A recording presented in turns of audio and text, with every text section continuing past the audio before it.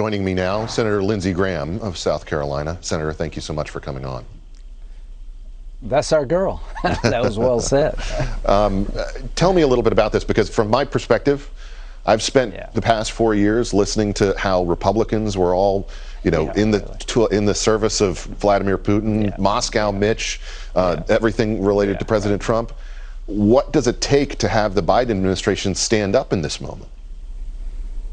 Well, the problem is that Putin's looking at Biden through a bigger lens. We're withdrawing from Afghanistan against sound military advice.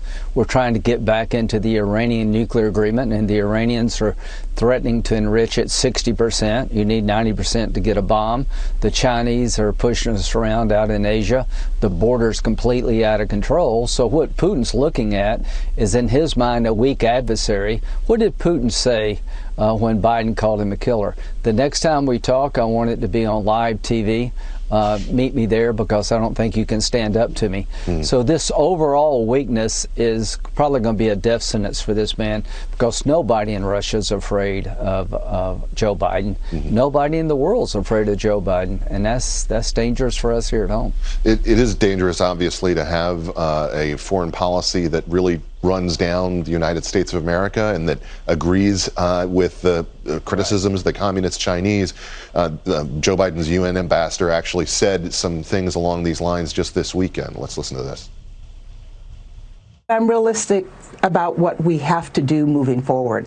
And I think if we are going to be a voice around the globe for raising issues of human rights, we cannot whitewash our own issues in our own country. Senator Graham, I know that you remember Senator Daniel Patrick Moynihan back when he was UN ambassador. He famously said, am I ashamed to speak for a less than perfect democracy? No, find me its equal. Whatever happened to that Democratic Party? All I can say is that statement is pretty offensive, because, we've come a long way as a nation. We got a long way to go. But I would say this, Ben, you and your wife are very near and dear to me. Love Liberty. Can't wait to meet her.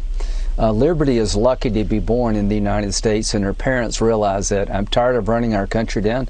We're not perfect, but we're the best hope for mankind, and I would like the UN ambassador to let the world know that it is America that stands for freedom, not China. It's America that stands for the rule of law, not Russia. It's America that spent trillions of dollars and thousands of lives to fight terrorism. So stop apologizing for the greatest country on the history of the planet. I am really concerned, as I know you know, about the rising impact that China has had over the past several years, and particularly in an inconsistent approach in the early going, I think, from the Biden administration. They obviously had that confrontation in Alaska that goes to this point. What do you think we need to be doing in terms of sending China a clear message, given their increased military activity and all the different ways that they're challenging us on this world stage? Stand up for the Uyghurs. Your father-in-law is rolling over in his grave now. The America that John McCain fought for and was willing to die for is changing in front of us. I like what Trump did. He stood up to the Chinese. You steal our stuff, you're going to pay a price. Human rights still matters. Let the Chinese know that if you try to take Taiwan, we'll have a war and you'll lose it.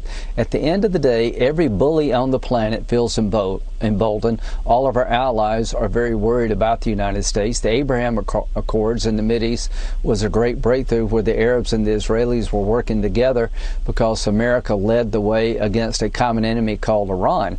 I've never seen so much deterioration of our national security in such a short period of time as I do right now. On multiple fronts, Ben, America is weaker and the world is more dangerous, and I blame Joe Biden and Tony Blinken for this so far. Senator Graham, thank you so much for coming on tonight. Thank you.